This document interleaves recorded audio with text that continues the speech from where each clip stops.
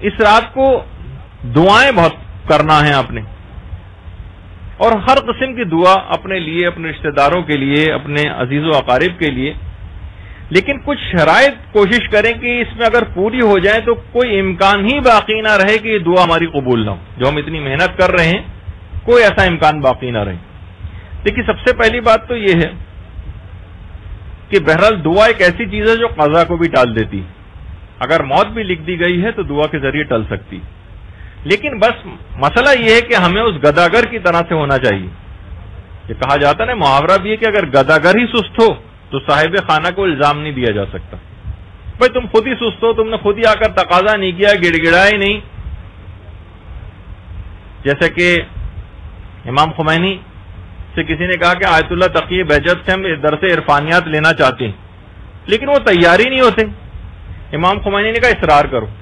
کہا کہ ہم نے بہت اصرار کیا، تیار نہیں ہوتے. کہا اس وقت تک اصرار کرتے رہو یہاں تک کہ تیار ہو جائیں. بعض اوقات دیکھیں علم حاصل کرنے کے لیے بہت زیادہ آدمی کو تگ و دو کرنا پڑتی ہے اور یہاں تک کہ وہ قفل کھول ہی جاتا ہے. تو بہرحال تو گداگر اگر سست ہو تو صاحب خانہ کو الزام نہیں دیا جا سکتا.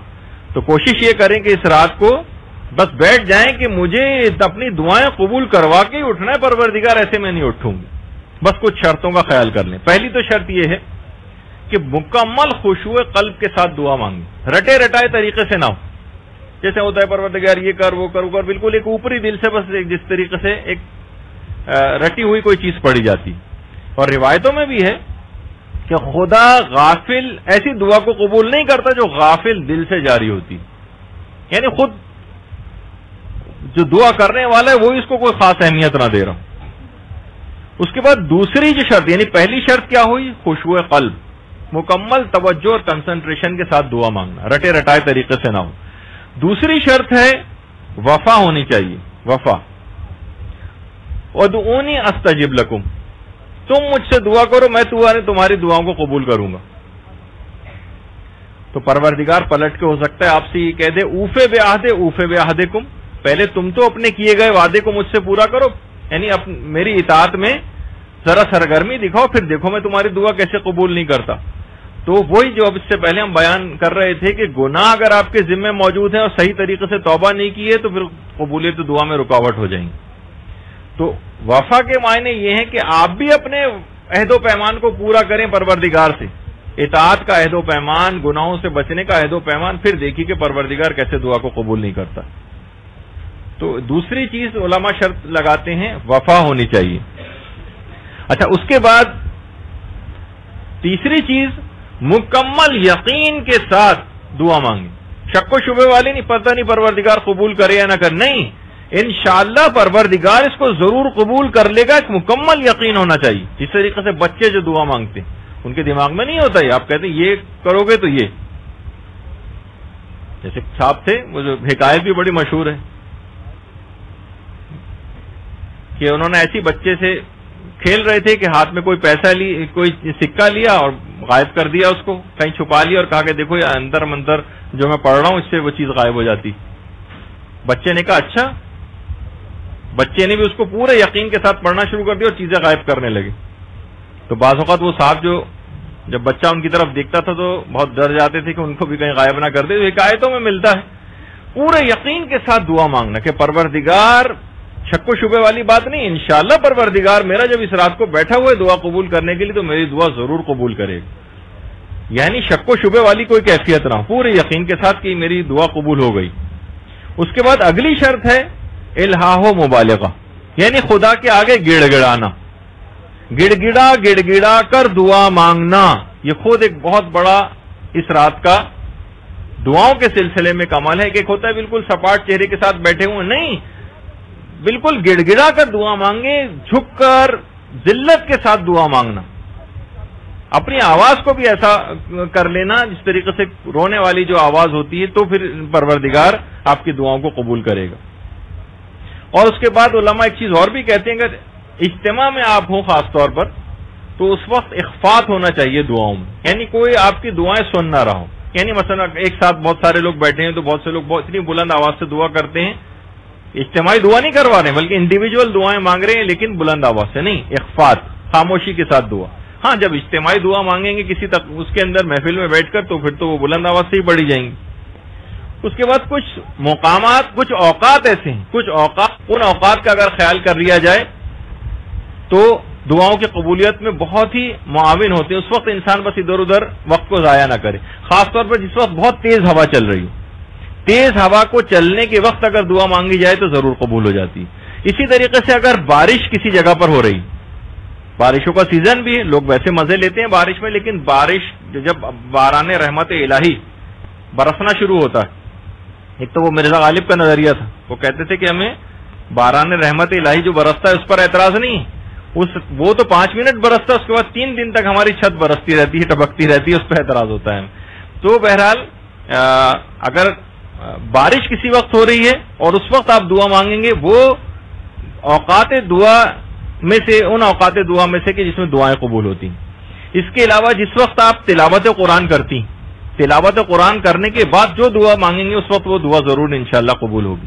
اسی طریقے سے جس وقت اذان دی جاتی ہے، اذان کی آواز کان میں آئے، آپ اپنے لیے دعا کریں، اپنے رشتہ داروں کے لیے دعا کریں. اسی طریقے سے نماز فجر کے وقت، یہ جو وقت ہوتا ہے بالکل طلوع صبح صادق کے بعد جو فجر کا اول وقت ہے، اس وقت علی الخصوص جو ہے جو دعا مانگی جائے وہ ضرور قبول ہوتی ہے. اسی طریقے سے نماز ظہر کے بعد بھی اور نماز مغرب کا جو وقت ہے اس وقت بھی یہ دعا کو قبول ہونے کا بہت ہی اہم ترین وقت ہے. اسی طریقے سے اوقات میں ایک چیز اور بھی ہے، اور وہ ہے افطار کے وقت دعا کرنا. یعنی اس وقت فوراً انسان کھانے کی جلدی نہ کرے کہ بس کھانے پینے کی چیزوں کو اپنے حلق سے اتار لے، ہاتھ میں لے کر بیٹھے اپنی افطاری، اور اس وقت جو ہے وہ خاص موقع ہے اپنی دعاؤں کو 2-3-4 منٹ اگر لگا دیے جائیں دعاؤں کی افطار کرنے سے پہلے وقت آ جانے کے بعد، تو انشاءاللہ وہ دعا اس کی ضرور قبول ہو جائے گی. اور اسی طریقے سے اگر کوئی شخص سجدے کے اندر کوئی دعا مانگے، خیر یہ تو ایک بڑی سعادت اس شخص کو ملی جو آپ کے سامنے اس وقت تصویر ہے. یہ مسجد نبوی میں ریاض الجنہ جو جگہ ہے وہاں پر حالت سجدہ میں انتقال کر گیا شخص. تو بہرحال بعض اوقات یہ ہوتے ریاض الجنہ یعنی کہ جو جنت کے باغوں میں سے ایک باغ ہے، پیغمبر کی قبر اور منبر کے درمیان کی جو جگہ کہلاتی، چند فٹ کے فاصلے پر ہی جو ہے قبر رسول موجود ہے یہاں سے، وہاں پر یہ شخص حالت سجدہ میں مثلا انتقال کر گیا. تو سجدے کی حالت میں جو بھی دعا مانگی جائے وہ ضرور قبول ہوتی ہے. اسی طریقے سے کہا جاتا ہے کہ دعاؤں کے سلسلے میں ان سب کے پیچھے روایت ہے کہ تضرع، احساس ذلت اور شکستگی کا جو احساس ہے اس کے ساتھ دعا مانگنا، یعنی باقاعدہ رقت پیدا ہو جائے. جس وقت رقت پیدا ہو جائے، ذلت کا احساس، شکستگی کا احساس، خدا کے آگے اپنے آپ کو کچھ نہ سمجھنا، اس وقت جب یہ احساس اس طرح کا کبھی پیدا ہو جائے تو وہ بہترین موقع ہے. رقت کا پیدا ہو جانا ہی چھٹے امام فرماتے ہیں کہ قبولیت دعا کی علامت ہے. اچھا، اب تضرع کس طرح سے کیا جائے گا؟ اس میں کچھ علماء نے فرمایا کہ 4 اس کے طریقے ہیں کہ اپنے ہاتھوں کی پشت کو آسمان کی طرف بلند کریں. ایک تو جس طرح دعا مانگتے ہیں آپ، تو جو ہاتھوں کا جو وہ پورشن جو دعا کے وقت آپ کے آنکھوں کے سامنے ہوتا ہے، جس طرح قنوت میں آپ مانگتے ہیں، نہیں، ہاتھوں کو پلٹ دیں. ایک طریقہ یہ بھی ہے دعا مانگنے کا. اور ہاتھوں کی جو پشت ہے، جس طرف انگوٹھی کا نگینہ ہوتا ہے، جب آپ وہ والا حصے کو آسمان کی طرف بلند کریں، آسمان کی طرف اس ہاتھوں کو بلند کریں. اگر اس کو پلٹ دیا جائے تو ہتھیلی والا حصہ نہیں، اس کے پشت والا حصہ، اس کو آسمان کی طرف بلند کریں.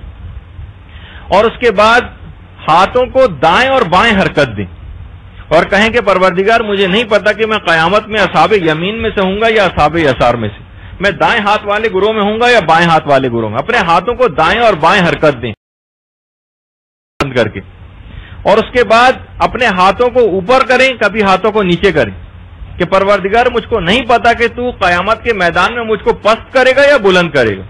اور اس کے بعد جب بہت زیادہ گریا ازاری شروع ہو جائے اور آنکھوں میں آنسو آ جائیں تو یہ بہترین موقع ہے. یہ اسباب و علامت اجابت دعا کے اندر یہ چیز شمار ہوتی. اور اس کے بعد اپنے ہاتھوں کو دوبارہ آسمان کی طرف بلند کریں کہ میں نے جو پروردگار سے مانگی ہے وہ اس کو لینے کے لیے میں ہاتھوں کو آسمان کی طرف بڑھا رہا ہوں. اور انشاءاللہ جب وہ ہاتھ واپس آئیں گے تو وہ کبھی بھی ناکام و نامراد ہاتھ واپس نہیں آئیں گے، بلکہ وہ دعا آپ کی قبول ہو چکے گی. تو یہ خاص طریقہ ہے تضرع کے حوالے سے شکستگی کا احساس، کہ اس طرح سے آپ کو اپنے ہاتھوں کی پشت کو آسمان کی طرف بلند کرنا ہے، اس کے بعد دائیں بائیں حرکت دینی ہے، پھر اوپر نیچے حرکت دینی ہے، اور اس کے بعد جب کوشش کریں کہ گریہ زاری ہو جائے، آنکھوں میں آنسو آ جائیں، پھر ہاتھوں کو آسمان کی طرف دوبارہ اٹھائیں کہ پروردگار نے میری دعا قبول کر لی، میں اس کو لینے کے لیے حاجت کو قبولیت کے لیے میں ہاتھوں کو آسمان کی طرف اب اٹھا رہی ہوں۔ اسی طریقے سے گریہ زاری کے بعد، اچھا اس کے بعد پھر ایک طریقہ اور بھی ہے دعاؤں کی قبولیت کے لیے۔ چھٹے امام فرماتے ہیں یعنی حاجت کی حاجت روائی کرنا، حاجت مند کی حاجت روائی کرنا۔ چھٹے امام فرماتے ہیں کہ بیمار جب طبیب کو بلاتا ہے تو کچھ نہ کچھ اس کو دیتا ہے۔ بادشاہ سے جب اگر کسی کی کوئی حاجت ہوتی ہے تو دربانوں کو رشوت دیتا ہے کسی طریقے سے بادشاہ تک یعنی رسائی ہو جائے اور وہ ہماری بات کو قبول کر لے۔ خدا سے اگر کسی کو حاجت مانگنی ہے تو وہ مخلوق خدا پر تصدق کرے، یعنی صدقہ دے مخلوق خدا کو، تو پروردگار تمہاری ان تمام دعاؤں کو قبول کر لے گا۔ تو حاجت روائی کرنا لوگوں کی، کسی کی کوئی حاجت ہے، آپ کوشش کریں کہ شب قدر میں آپ اس کی مثلا آپ کو 3-4 دن بعد کرنی ہے اس کی وہ خواہش پوری، آپ اس رات کو ہی کوشش کر کے کرتے ہیں۔ مخلوق خدا کی حاجت روائی کرنا، لوگ باقاعدہ اپنے ٹائم ٹیبل میں اس کو بنا کے رکھتے ہیں کہ فلاں فلاں شخص کا ہمیں یہ کام کر دینا ہے اس رات کو، یا کام کر دیا اس رات کو اطلاع دے کے اس کا دل خوش کر دیں تو ساری دعائیں اس کے صدقے میں آپ کی قبول ہو جائیں گی۔ اسی طریقے سے غیر کے لیے دعا کرنا، غیر کے لیے دعا، غیر کو دعا کرنے کا فائدہ یہ ہے کہ دوسروں کو مقدم کیا جائے، یعنی اپنی دعاؤں سے پہلے دوسرے لوگوں کے لیے آپ دعا کریں۔ الجار سمت دار، پہلے پڑوسی اس کے بعد گھر والے۔ اور پیغمبر فرماتے ہیں کہ دعا کو ہمیشہ عام کرے، مخصوص نہ کرے، تو وہ دعا جلد قبول ہو جائے گی۔ یعنی کیونکہ تمام مومنوں مومنات کے لیے جب دعا کرے گا تو خود بھی اسی کے اندر شامل ہے، اس کے تمام رشتہ دار بھی اسی کے اندر شامل ہیں، جی اس کے تمام رشتہ دار بھی اسی میں شامل ہیں۔ تو بہرحال اس کی خود تمام دعائیں قبول ہو جائیں گی اگر اس نے ایسا کیا۔ اور سب سے بہترین دعا بھی پیغمبر فرماتے ہیں کہ وہی دعا ہوتی ہے جو ایک غائب کسی دوسرے غائب کے لیے کرتا ہے، سب سے بہترین دعا وہ والی دعا ہوتی ہے۔ اور باقاعدہ ایک فرشتہ پر آسمانوں میں پروردگار پیدا کرتا ہے کہ یہ جو بھی دعا کرتا ہے دوسروں کے لیے وہ فرشتہ آمین کہتا جاتا ہے، اور وہ یہ دعا کرتا ہے کہ یہ دعا تو نے کسی اور برادر مومن کے لیے کی ہے، تجھے پروردگار اس کا دگنا، اور پروردگار اس کی اس دعا کو فرشتے کی قبول کر لیتا ہے۔ یعنی جو دعائیں آپ دوسروں کے لیے مانگیں گی وہ دگنی طور پر خود آپ کے لیے قبول ہو جائیں گی۔ کتنا بڑا فائدہ ہے اس کا۔ اور سب سے بہتر یہ کہ جو چھٹے امام نے فرمایا کہ پہلے 40 مومنین کے لیے دعا کرے پھر اپنے لیے دعا کرے، تو کوئی امکان ہی نہیں رہے گا کہ اس کی دعا قبول نہ ہو۔ آپ باقاعدہ لسٹ بنائیں، کم سے کم 40 مومن و مومنات کے لیے پہلے آپ دعا کر لیں گے۔ اس کے بعد اگلی شرط یہ ہے کہ دعاؤں کو شروع کرنے سے پہلے خدا کی حمد و ستائش کریں، خدا کی حمد و ستائش کریں، اس کی نعمتوں کا شکر ادا کریں۔ ابھی دعا اپنی شروع نہیں کی ہے، پہلے خدا کی حمد و ستائش کی، اس کے بعد نعمتوں پہ شکر کیا۔ نعمتوں پہ شکر کے بعد اپنے گناہوں کا اقرار کریں، ایک ایک گناہ کو سوچیں، پروردگار میں نے یہ گناہ کیا تھا اس کو معاف کر دے، پروردگار میں نے یہ گناہ کیا تھا اس کو معاف کر دے۔ گناہوں کا اقرار کریں اور پھر خدا سے سوال کریں، پھر دیکھیں کہ اس کی دعا کیسے قبول ہوتی۔ جب یہ روایتوں میں بیان ہوا کہ خدا کی قسم کوئی شخص اپنے گناہ سے اس وقت تک باہر نہیں آتا جب تک کہ اپنے گناہوں کا اقرار نہ کر لے، اپنے گناہوں کا پروردگار سے اقرار کرے، روئیں گڑ گڑائیں اس کے سامنے، پھر دیکھیں کہ کیسے دعا قبول نہیں ہوتی۔ اور اس کے بعد دعاؤں کی قبولیت کے لیے کہ دعا آسمان پہ رکی رہتی ہے اور اس وقت تک قبول نہیں ہوتی، اگر قبول کروانا ہے تو اس کے سابق میں اور لاحق میں، یعنی دعا کے شروع میں اور دعا کے بعد اگر درود محمد و آل محمد علیہ السلام پہ پڑھا جائے، اللہم صلی علی محمد و آل محمد۔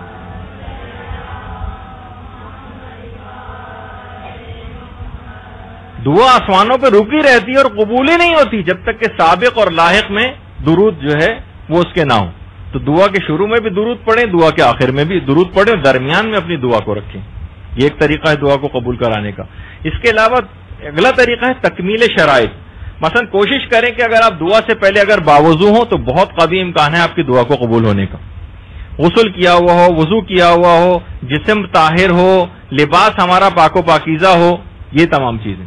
اس کے علاوہ برطرفی اور موانعات، یعنی بہت سی ایسی چیزیں ہیں کہ جو کہ قبولیت دعا میں رکاوٹ بنتی ہیں، جن گناہوں کا ہم نے پچھلی دفعہ بھی تذکرہ کیا تھا، مثلا نماز فجر کو قضا کر کے پڑھنا، امر بالمعروف اور نہی عن المنکر نہ کرنا، ابھی جیسے کہ آپ نے سنا. کوشش کریں کہ سچے دل سے دعا کریں تاکہ جو قبولیت دعا میں رکاوٹ چیزیں یہ ساری دور ہو جائیں. اور اس رات کو علی الخصوص صدقہ دینے کے بعد اگر جو بھی آپ دعا کریں گے وہ دعا ضرور قبول ہو جائے گی. باقاعدہ بچوں کو عادت ڈالنی چاہیے. ایران میں جگہ جگہ اس طرح سے صدقہ باکس بنے ہوئے ہیں اور لوگ بچوں کو تشویق و ترغیب کے لیے ان کے ہاتھوں سے، خیر ہمارے ہاں بھی ہوتا ہے کہ صندوقچیوں میں مائیں بچوں کے ہاتھوں سے ڈلواتی ہیں، لیکن اس کو ہمیشہ جاری و ساری رہنا چاہیے. جو انتہائی اہم ترین عمل ہے جو پچھلی دفعہ بھی اس بات کے لیے ذکر ہو گیا تھا شیخ عباس قمی نے شیخ صدوق کے حوالے سے، جو رئیس المحدثین کہلاتے ہیں. شیخ صدوق کو رئیس المحدثین کہا جاتا ہے کہ آج کی رات کا سب سے بڑا عمل جو ہے وہ مسائل فقہ میں غور و فکر کرنا. کوشش کریں یا تو آپ کوئی درس سنیں، کوئی کیسٹ لے کر سنیں. اور اتنا اہم ترین چیز ہے یہ کہ دیکھیے خاص طور پر مسائل دینیہ کا سیکھنا، درس و تدریس میں جانا، علماء تک ایسی تمام محافل اور مجالس کے اندر جو ہے وہ شریک ہوتے ہیں. آپ بھی کوشش کریں کہ جس طریقے سے آپ ماشاءاللہ یہاں پر آتی ہیں اسی طریقے سے اس رات کو بھی اگر کہیں جانا ممکن نہیں کسی ایسی جگہ تو آپ اپنے گھر پہ اس کا انعقاد کریں. کوئی ایک درس منعقد کر لیں، کوئی ایک پروگرام رکھ لیں، یا کچھ نہیں اگر کوئی خواتین رکھ سکتی ہیں تو کم سے کم ایک کیسٹ اس رات کو ضرور درس و تدریس کے حوالے سے ضرور کریں. مقدس اردبیلی. مقدس اردبیلی یہ وہ شخصیت تھی کہ جن کی اپنی مرضی سے امام زمانہ علیہ الصلوۃ والسلام سے ملاقاتیں ہوا کرتی تھیں. اللہم صلی علی محمد و علی محمد.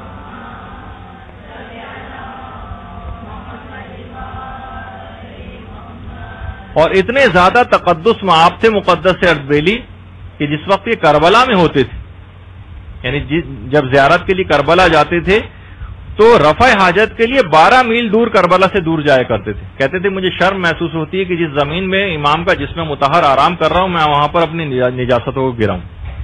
مقدس اردبیلی. اور نجف میں پہلے بھی یہ طریقہ کار تھا کہ ہفتے میں 5 دن پڑھائی ہوتی تھی. جمعرات کو آدھے دن کے بعد سب لوگ نجف سے کربلا جاتے تھے اور اس کے بعد جمعرات کو جاتے تھے اور پھر جمعے کے بعد پھر وہاں سے دوبارہ چلتے تھے. اچھا جب ظاہر ہے کہ نجف سے کربلا اب تو تقریباً ٹوئن سٹی جیسے ہو گئے ہیں یہ، لیکن یہ کہ پہلے زمانے میں تو ایک الگ الگ شہر ہوا کرتے تھے دونوں، تو ایک شہر سے دوسرے شہر میں جانے سے نماز قصر ہو جاتی. لوگوں نے دیکھا کہ مقدس اردبیلی بالکل ایک الگ طریقہ کار ہے ان کا، یہ نماز پوری بھی پڑھ رہے ہیں اور قصر بھی پڑھ رہے ہیں.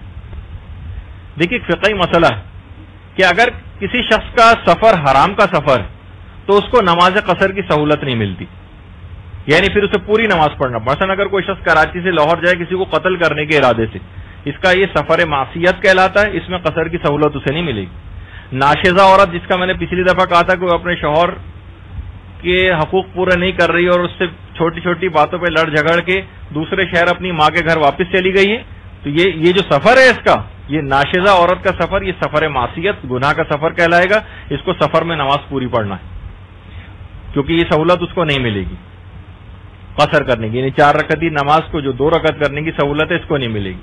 مقدس اردبیلی کا طریقہ کار لوگوں نے دیکھا کہ دیکھیے زیارت عتبات عالیہ یعنی مقدس مقامات کی زیارت کے لیے جانا کتنے عظیم و شان ثواب کے کاموں میں سے ایک ہے. تو مقدس اردبیلی سے جب لوگوں نے پوچھا کہ آپ نماز قصر بھی پڑھتے ہیں اور پوری بھی پڑھتے ہیں، اس کی کیا وجہ ہے، تو انہوں نے کہا کہ دیکھیے کہ میرا یہ طالب علمی کا زمانہ ہے، میں نے ابھی واجبات کا مکمل علم حاصل نہیں کیا ہے، واجبات کا مکمل علم حاصل نہیں کیا ہے. ایک طرف تو میرے دماغ میں خیال آتا ہے کہ زیارت عتبات عالیہ امام حسین کے روضے کی زیارت کا ثواب عظیم ترین ثوابوں میں سے ایک ہے، تو میں نماز اپنی قصر پڑھتا ہوں. دوسری طرف میرے دل میں خیال آتا ہے کہ یہ تو ایک مستحب سفر ہے نا، مجھ پہ تو واجب ابھی بہت سارے علم حاصل کرنا واجب ہے، اپنے مسائل کا علم حاصل کرنا، بہت سی چیزیں جو بھی میں نے حاصل نہیں کی، تو کہیں میرا مستحبات کے لیے سفر کہیں حرام سفر نہ بن جائے. اس شک و شبے کی وجہ سے میں نماز کو پوری بھی پڑھتا ہوں، کیونکہ اگر شک ہو جائے کہ حرام سفر ہے یا نہیں، تو اپنی شرعی ذمہ داری اس طرح سے تعین کرتے تھے کہ نماز پوری بھی پڑھتے تھے اور قصر بھی پڑھتے تھے کہ میرا وہاں پر زیارت کے لیے جانا بھی کہیں حرام نہ ہو جائے، کیونکہ وہ بہرحال اپنی تمام تر فضیلتوں کے باوجود مستحب سفر ہے اور ابھی مجھ پر بہت سارے ایسے واجبات کا علم حاصل کرنا باقی رہ گیا ہے کہ جس پہ میری عاقبت کا دار و مدار ہے. تو آپ یہ اندازہ لگائیں کہ اس رات کو جب بھی کہا جائے، بہت سی خواتین پوچھتی ہیں کہ کیا مثلا دنیاوی جو ہم علم حاصل کر رہے ہیں کیا یہ علم کے اندر نہیں آتا؟ ہم بیٹھ کے اپنی کورس کی کتابیں اگر پڑھتے رہیں، میتھس کے مسئلے سالو کرتے رہیں اور فزکس پڑھتے رہیں اور کیمسٹری پڑھتے رہیں، تو اس پہ انشاءاللہ ہماری جو اگلی گفتگو ہوگی اس میں ہم یہ باتیں بیان کریں گے آیت اللہ محمد ری شاہری کے حوالے سے کہ انہوں نے جو سلسلے میں باتیں بیان کی ہیں کہ کون سا علم اس رات کو حاصل کیا جائے. لیکن کم سے کم مسائل فقہ کا علم جو آپ لوگوں کے واجبات میں سے ہے کہ ابھی بہت سے مسئلے سیکھنے باقی ہیں، اس رات کو اس علم کے حاصل کرنے میں لیں.